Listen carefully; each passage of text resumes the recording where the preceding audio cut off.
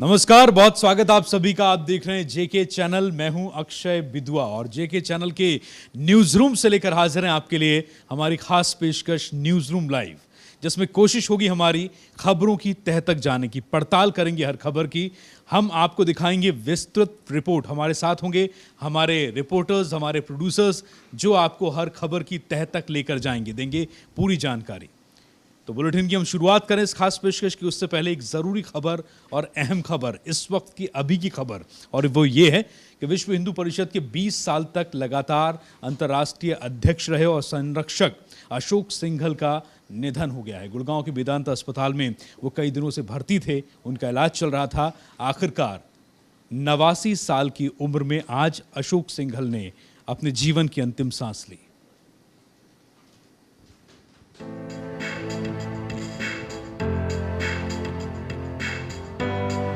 विश्व हिंदू परिषद के international president Ashok Singhal का निधन हो गया। सिंघल पिछले कुछ दिनों से गुड़गांव के मेदांता अस्पताल में भर्ती थे। उन्हें सांस लेने से जुड़ी दिक्कत थी, वो वेंटिलेटर पे थे। 89 साल के सिंघल के निधन की खबर विश्व हिंदू परिषद के राष्ट्रीय अध्यक्ष प्रवीण तोगड़िया ने मीडिया को दी। अशोक सिंघल के निधन पर पीएम मोदी ने दुख व्यक्त किया। मोदी ने कहा, उन्हें हमेशा सिंघल का आशीर्वाद मिला है और उनके निधन पर उन्हें गहरी तकलीफ हुई है। बुधवार दोपहर 3 बजे दिल्ली के निगम बोर्ड घाट पर उनका अंतिम संस्कार होगा। बड़े दुख के साथ ये सूचित करना पड़ रहा है कि श्री अशोक सिंघल 89 इयर्स, जो कि मेदांता में एडमिट हुए थे 14 नवंबर को क्रिटिकल कंडीशन में, वो आज दोपहर 2:30 बजे हमारे बीच नहीं रहे। इनको एक टीम ऑफ स्पेशलिस्ट देख रही थी और इनकी मृत्यु multi organ dysfunction, acute respiratory distress syndrome और सेप्सिस की वजह से हुई। अशोक सिंघल का जन्म आगरा के एक कारोबारी परिवार में हुआ था। 1942 में प्रयाग में पढ़ते वक्त संघ के कद्दावर नेता रज्जू भैया उन्हें आरएसएस लेकर आए। उन्होंने सिंघल की मां को आरएसएस के बारे में बताया और संघ की प्रार्थना सुनाई। इससे वे प्रभावित हुई और उन्होंने सिंघल को शाखा जाने की इजाजत दे दी। 1947 में देश के बंटवारे के बाद वो पूरी तरह संघ में आ गए।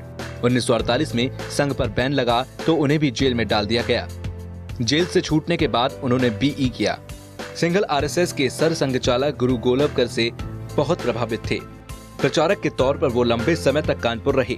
90 के दशक में राम जन्मभूमि आंदोलन में विश्व हिंदू परिषद के सबसे आगे रहने की वजह से सिंघल देश भर में सुर्खियों में आ गए थे। देश भर में विश्व हिंदू परिषद की पहचान कायम करने में श्रेय सिंघल को ही जाता है। Bureau report. तो आइए अशोक सिंघल की इस खबर के बाद अब बढ़ते हैं अंतर्राष्ट्रीय खबर की ओर। वो है पेरिस हमलों से जुड़ी हुई। पेरिस में जो कुछ हुआ उसने पूरे विश्व को हिलाकर रख दिया, लेकिन इसके बाद अब फ्रांस ने आईएसआईएस के गढ़ कहे जाने वाले राका शहर पर हमला किया है, बमबारी की है। रक्का पर बमबारी।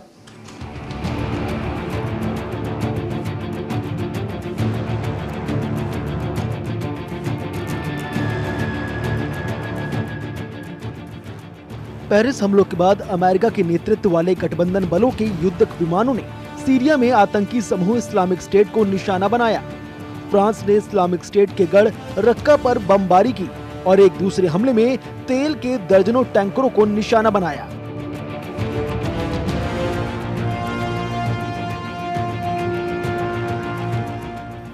फ्रांस ने कहा कि शुक्रवार को पेरिस में हुए सिलसिलेवार आतंकी हमलों के बाद पहला बड़ा सैन्य प्रतिक्रिया में उसके 12 युद्धक विमानों ने राका में आईएस के ठिकानों पर हमले किए। रक्का सीरिया में जिहादियों की वास्तविक राजधानी है।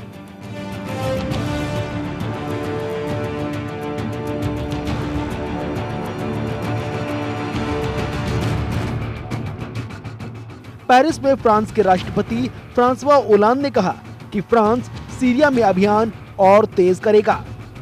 उन्होंने संसद के दोनों सदनों की एक विशेष बैठक में कहा कि हम आने वाले हफ्तों में हमले जारी रखेंगे। कार्यकर्ताओं और एक निगरानी समूह ने कहा कि हमलों ने राका को हिलाकर रख दिया और घबराहट फैल गई, लेकिन मृतकों की संख्या का अभी तक पता नहीं चला है। इधर पेरिस हमले के बाद दुनिया आईएसआईएस के खिलाफ अबू बकर अल बगदादी के खिलाफ एकजुट हो चुकी है। फ्रांस को इस्लामिक स्टेट के खिलाफ जंग में भारत के बाद अब अमेरिका का भी साथ मिल गया है। G20 सम्मेलन के आखिरी दिन सोमवार को अमेरिकी राष्ट्रपति बराक ओबामा ने फिर दोहराया कि इसका खात्मा करना ही होगा। अमेरिका ने फ्रांस के साथ खुफिया जानकारी साझा करने का समझौता भी किया। ओबामा ने इस समझौते का ऐलान तक कर दिया। इस बीच रूस के राष्ट्रपति व्लादिमीर पुतिन ने दावा किया कि इस्लामिक स्टेट को 40 देशों से फंडिंग मिलती है और इस आतंकी संगठन को आर्थिक मदद पहुंचाने वालों में G20 के कुछ सदस्य देश भी शामिल हैं। पुतिन ने आईएस पर G20 देशों से अपनी खुफिया जानकारी तक साझा की। इस दौरान उन्होंने फंडिंग की बात बताई। सम्मेलन के बाद पुतिन ने कहा कि मैंने उदाहरणों के साथ बताया कि कैसे आईएस तक कुछ मुल्कों से पैसा पहुंच रहा है और इसमें हमारे साथी देश भी शामिल हैं। साथ ही कहा कि आईएस देश का गैर कानूनी कारोबार करता है, इसे भी तुरंत प्रभाव से खत्म करने की जरूरत है। पुतिन ने बताया कि उन्होंने साथी देशों को अंतरिक्ष से ली गई तस्वीरें भी सौंपी। इन तस्वीरों में साफ देखा जा सकता है कि आईएस किस लेवल पर पेट्रोलियम उत्पादों का कारोबार कर रहा है। तस्वीरों में कई किलोमीटर तक लगा गाड़ियों का काफिला दिखाई दे रहा है जो तेल भरवाने के लिए लाइनों में खड़े हैं। आईएस के आतंक के खिलाफ इस जंग में भारत भी फ्रांस के साथ है। भारत सरकार ने ऐलान किया कि ये लड़ाई हम मिलकर लड़ेंगे। भारत फ्रांस से खुफिया जानकारी भी साझा करेगा। मैं समझता हूं कि ये आईएस का खतरा केवल किसी एक देश का खतरा नहीं है, बल्कि एक ग्लोबल एक चैलेंज है और सभी देशों को मिलजुल कर इसका मुकाबला करने की जरूरत है। और भारत भी इस संबंध में पूरी तरह से सजग है। सुरक्षा के मद्देनजर जो भी स्टेप्स लेने होंगे वो आवश्यक स्टेप्स हम लोग लेंगे। मैं समझता हूं कि उसको बहुत पब्लिक करने की और उसकी चर्चा करने की कोई जरूरत नहीं है। और मैं मानता हूं कि विश्व के बहुत सारे देशों को एक दूसरे से इस मामले में कोऑपरेट करने की जरूरत है और कोऑपरेट करेंगे लोग। दुनिया के बारे में तो कह सकता हूं, लेकिन भारत में इंटॉलरेंस नहीं है। अब देखना यह है कि जिस तरह से तमाम देश जिस तरह से एकजुट हैं, उसके बाद ये कार्रवाई किसी ठोस नतीजे पर पहुंचे और इस्लामिक स्टेट का खात्मा जड़ से हो सके। Bureau report.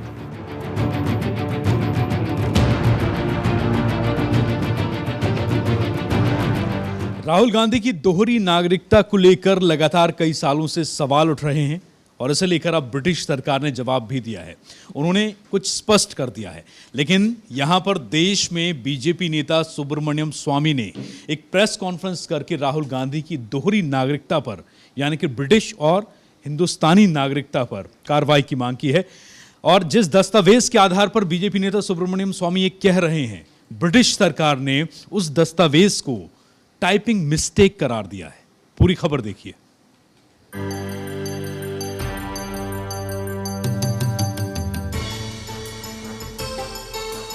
कांग्रेस उपाध्यक्ष राहुल गांधी की दोहरी नागरिकता पर सालों से सवाल उठते आए हैं। विरोधी हमेशा से ही राहुल गांधी की नागरिकता को लेकर उन पर निशाना साधते रहे हैं, लेकिन ब्रिटेन के एक सरकारी विभाग ने आज साफ कर दिया कि राहुल गांधी के पास कोई ब्रिटिश नागरिकता नहीं है। ब्रिटिश सरकारी विभाग की तरफ से कहा गया कि ये कोई टाइपिंग एरर हो सकता है, लेकिन राहुल गांधी के पास ब्रिटिश नागरिकता नहीं है। ब्रिटेन के सरकारी विभाग कंपनीज हाउस ने आज प्रेस को बताया कि हो सकता है ये गलती जानकारी सबमिट करने वाले की तरफ से की गई हो। ब्रिटेन की तरफ से आए स्पष्टीकरण के बाद बीजेपी को तगड़ा झटका लगा है। दरअसल इस विवाद को तूल तब मिला था जब कल बीजेपी नेता सुब्रमण्यम स्वामी ने एक प्रेस कॉन्फ्रेंस में राहुल गांधी के ब्रिटिश नागरिक होने की बात कही थी। स्वामी ने लंदन की एक कंपनी का भी जिक्र किया था। उस कंपनी के डायरेक्टर राहुल गांधी हैं और उन्होंने अपनी नागरिकता ब्रिटिश दिखाई है। इन्होंने एक कंपनी शुरू की थी इंग्लैंड में या ब्रिटेन में, जिसका नाम था बैकऑप्स। उसी नाम का कंपनी उन्होंने बंबई में भी स्थापित किया था, परंतु उसमें रिश्ता उन्होंने बताया नहीं। और जो लोकसभा की जो एफिडेविट होती है इसमें ना बंबई की बताई, ना उन्होंने इंग्लैंड में जो है यूके में उसका उन्होंने उल्लेख किया। तो पहला अपराध तो यही हो गया। दूसरा है कि फॉरेन कंट्री में उन्होंने स्थापित किया और देश को बताया नहीं। एनफोर्समेंट डायरेक्टरेट को नहीं बताया, फॉरेन एक्सचेंज FCRA के इसमें नहीं बताया। और इस कंपनी 2003 में स्थापित हुई थी और 2009 में बंद किया गया। इस कंपनी की रजिस्ट्रेशन में जिसके डॉक्यूमेंट्स मैंने दिया है आपको, उसमें उन्होंने अपना नागरिकता ब्रिटिश दिखाई है। आर्टिकल 9 हमारे संविधान के अनुसार कोई हिंदुस्तानी नागरिक यानी भारतीय नागरिक दूसरे देश की नागरिकता रख नहीं सकता, और यदि वो रखेगा तो उसकी इंडिया की नागरिकता ऑटोमेटिकली समाप्त हो जाएगी। स्वामी की इस प्रेस कॉन्फ्रेंस के बाद कांग्रेस की तरफ से भी कड़ी प्रतिक्रियाएं सामने आई हैं। कांग्रेस नेता RS सुरजेवाला ने कहा, सुब्रमण्यम स्वामी सस्ती लोकप्रियता पाने के लिए इस तरह के बयान दे रहे हैं। राहुल गांधी जिस दिन से पैदा हुए तब से भारतीय नागरिक हैं और हमेशा ही उनके पास भारतीय पासपोर्ट रहा है। भाजपा ऐसे बयान इसलिए दे रही है ताकि उनकी आंतरिक कलह की जो खबरें आ रही हैं, उनसे लोगों का ध्यान हटाया जा सके। राहुल गांधी की दोहरी नागरिकता पर भले ही ब्रिटेन की सरकार की तरफ से स्पष्टीकरण दे दिया गया हो, लेकिन राहुल गांधी के विरोधियों के आरोप अभी थमे नहीं हैं। अब देखना होगा कि इस स्पष्टीकरण के बाद बीजेपी किस तरह अपने आरोपों को स्पष्ट करती है। और इस खबर के बाद अब आइए आगे बढ़ते हैं और अगली खबर है कांग्रेस के वरिष्ठ नेता और पूर्व केंद्रीय मंत्री मणिशंकर अय्यर से जुड़ी हुई खबर। मणिशंकर अय्यर पाकिस्तान पहुंचे और वहां पर उन्होंने पाकिस्तान के टीवी चैनल दुनिया टीवी को एक इंटरव्यू दिया और उसमें भारतीय प्रधानमंत्री नरेंद्र मोदी पर बड़ा हमला बोला है मणिशंकर अय्यर ने। इस खबर पर हम आपको लेकर चलेंगे। पहले हम लौटते हैं, हमारे साथ प्रियंका हैं। प्रियंका से हम ये जानेंगे कि आखिर राहुल गांधी पर जो सवाल उठ रहे हैं और जिस दस्तावेज को आधार बनाया है बीजेपी नेता सुब्रमण्यम स्वामी ने, आखिर वो दस्तावेज कहता क्या है? ब्रिटेन ने कहा है कि ये दस्तावेज एक महज प्रिंटिंग मिस्टेक है, एक टाइपिंग मिस्टेक है। प्रियंका के पास ये दस्तावेज है। प्रियंका जी अक्षय, मैं आपको दिखाना चाहूँगी वो लेटर जो कि 12 नवंबर को सुब्रमण्यम स्वामी ने खुद PM मोदी को सौंपा था एक तरह से, और प्रेस कॉन्फ्रेंस की थी सबसे पहले। और ये वो लेटर है जो ये दर्शाता है कि जो सुब्रमण्यम स्वामी की शिकायत है कि राहुल गांधी जो कि राष्ट्रीय उपाध्यक्ष हैं कांग्रेस के, इस लेटर में वो सारी बातें दर्ज करवाई गई हैं कि किस तरह से राहुल गांधी ने 2003 में ब्रिटिश नागरिकता का हवाला दिया है। एक लेटर है, आप जो इसके साथ ही मैं आपको दिखाऊंगी वो दस्तावेज जहां पर ये दिखाया गया है कि कंपनी में 65% हिस्सेदारी ब्रिटिश नागरिक होने के नाते किस तरीके से उन्हें दी गई। साथ ही ये दिखाएं आपको कि किस तरह से यहाँ पर एक ऐसा एरिया है जिसको पूरी तरह से फोकस किया गया है। आप इसको देख सकते हैं कि राहुल गांधी का नाम अगर सही लेटर में लिखा है, साथ में कंपनी डायरेक्टर लिखा है सही अक्षरों में, तो जो ब्रिटिश की तरफ से इस वक्त सरकार की तरफ से सफाई दी जा रही है, जो स्पष्टीकरण दिया जा रहा है निश्चित तौर पर कि राहुल गांधी की जो सदस्यता आप देख सकते हैं इस तरह की ब्रिटिश कैसे लिखी गई है और वो मिस टाइप कैसे हो सकती है, इसको लेकर सवाल उठ रहा है। स्पष्टीकरण पर अक्षय खास करके सवाल इसलिए भी उठ रहा है कि जो तत्परता दिखाई है ब्रिटिश विभाग ने, सरकारी विभाग ने, कांग्रेस उपाध्यक्ष राहुल गांधी की तरफ से जवाब देना बनता था, उन्होंने जवाब नहीं दिया, लेकिन ब्रिटिश सरकार ने जिस तरीके से जवाब दिया उस पर सवाल उठ रहे हैं। कांग्रेस हालांकि ये कह रही है कि बीजेपी ने तमाम मुद्दों को इस वक्त छुपाने के लिए इस तरह का कदम उठाया है। बीजेपी ने तमाम वो आंतरिक कलह जो थी बीजेपी दबाना चाहती है, लेकिन फिलहाल ये जो लेटर है अपने आप में बयां करता है कि ये मिस्टेक किस तरफ से की गई है, ब्रिटिश सरकार की तरफ से मिस्टेक है, तो इतने सालों में गौर क्यों नहीं किया गया।